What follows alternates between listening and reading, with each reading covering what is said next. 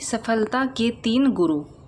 एक बार एक बिजनेसमैन था जिसका बिजनेस बहुत ही ख़राब हालत में था। यहाँ तक कि उसने अपने बिजनेस को बंद करने की ठान ली। उधर उसकी प्रेमिका ने भी उससे ब्रेकअप कर लिया। उसकी बिजनेस लाइफ व पर्सनल लाइफ दोनों ही ख़राब हो चुकी थी। बिजनेस में उसने अपना मकान भी बेच दिया था। वह बेघर हो गया। बिजनेस के बंद हो जाने से वह डिप्रेशन में आ गया। एक दिन वह बाहर दूसरे शहर के लिए निकल गया। सोच रहा था कि क्या करूं, सन्यासी बन जाऊं या कहीं नौकरी करूं। शाम हो गई थी, भूख भी लगी थी। रात गुजारने के लिए ठिकाना भी नहीं मिला। अंधेरे में वह रास्ते से जा रहा था। इतने में उसे एक आदमी दीवार को तोड़ता हुआ नजर आया।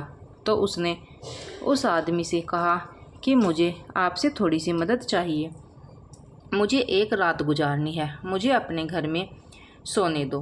वह आदमी बोला, पागल हो गया, यह मेरा घर नहीं है, मैं तो यहाँ चोरी करने आया हूँ। लेकिन वह चोर उसे अपने घर ले गया। चोर अच्छे दिल का निकला। वहाँ एक रात रुकने के लिए बोला था, लेकिन एक सप्ताह गुजर गया।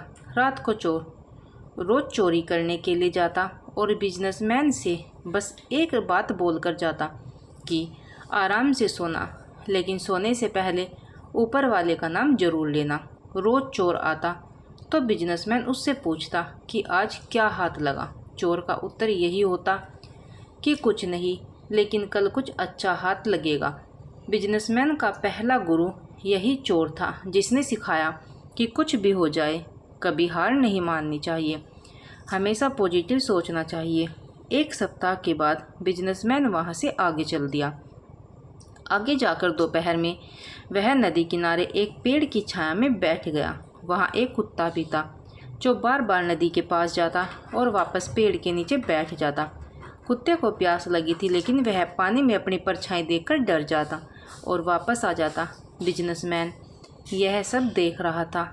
एक बार कुत्ता हिम्मत करके नदी के पास गया और जोर से पानी में छलांग लगा दी और अपनी प्यास बुझा ली। बिजनेसमैन का दूसरा गुरु ये कुत्ता था, जिसने सिखाया कि सफलता पाने के लिए कुछ अधिक ऊर्जा लगाकर छलांग लगाने की ज़रूरत होती है। बिजनेसमैन आगे चल दिया।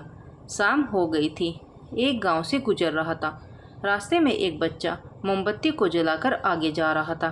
बिजनेसमैन ने सोचा कि बच्चे के साथ कुछ मस्ती की जाए।